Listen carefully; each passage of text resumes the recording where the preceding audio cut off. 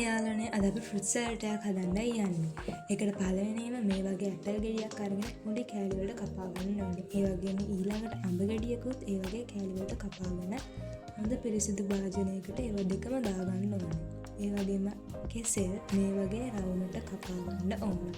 ඒකත් අර බෝල් එකට ඇඩ් කරගන්න. ඒ වගේම කොමඩු මේ වගේ තීරු කපලා ඒවත් ලස්සනට කොටු විදිහට කපා ගන්න ඕනේ. ඒ අපි කපා ගන්න හැම එකම අර බෝල් එකට ඇඩ් කරගන්න ඕන. ඊට පස්සේ අනාස් ගෙඩියක් අරගෙන ඒකත් කොටුවට පොඩි කෑලි වලට කපා ගන්න ඕනේ.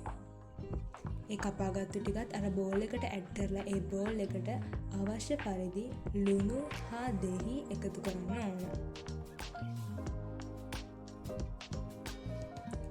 ඊට පස්සේ ඒක ලස්සන කරගන්න අපි කජු යොදා ගන්නවා. ඒ කජු පොඩියට කෑලි වලට කපාගෙන අපි හදාගත්තු ෆෘට් සලාඩ් එකට දාගන්න ඕන.